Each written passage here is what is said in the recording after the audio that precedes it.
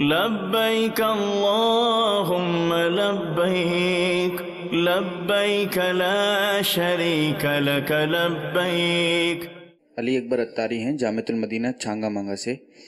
کیا عمرہ ایجنٹ جو کمائی کرتے ہیں یعنی ایک پاسپورٹ پر، اس میں کوئی حرج تو نہیں؟ اکثر لوگ کہتے ہیں کہ نیک کام کے لیے جا رہے ہیں اور تمہاری کمائی نہیں بنتی ہے۔ یہ ہوائی جہاز کے ٹکٹ لیتے ہیں، ان کا کیا؟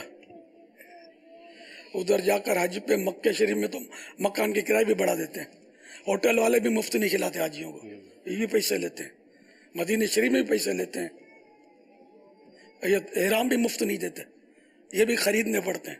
یہ سب کی کمائی جیسی ویسی اس پاسپورٹ والا جو سوال ہے اس کی، تو یہ ظاہر ہے کہ جو بھی اس میں اگر اور کوئی مانع شرعی نہیں ہے، یعنی شرعی کوئی اس میں معاملہ نہیں ہے تو وہ حلال ہے۔ اب اگر کوئی اس میں گناہ بری صورت ہے تو وہ جیسا گناہ ویسی اس کی صورت بنے گی اور اس کا مسئلہ نکلے گا، ورنہ تو امام بھی تو تنخواہ لیتا ہے، اس کے پیچھے نماز پڑھنا کیسا؟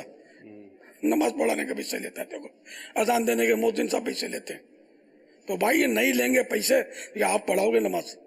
آپ کو تو نماز جنازہ کی دعا بھی نہیں آتی، آپ بولو گے مجھے ثنا بھی یاد نہیں ہے، تو یہ امام لانا پڑے گا نا، تو پھر تو مسجدیں خالی ہو جائیں گی۔ یہ مدرس جو پڑھاتے ہیں جامعات میں مدارس میں یہ تنخواہ لیتے ہیں، بچے کو قرآن پڑھاتے ہیں جو قاری صاحب حافظ صاحب یہ بھی پیسے لیتے ہیں، تو ظاہر تو یہ کیا کھائیں گے؟ ہوا کھائیں گے؟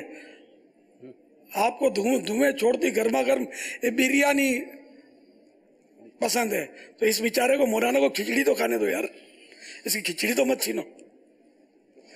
واللہ تعالی اعلم ورسولہ اعلم عز وجل وصلی اللہ تعالی علیہ وآلہ وسلم۔ صلو علی الحبیب صلی اللہ تعالی علی محمد۔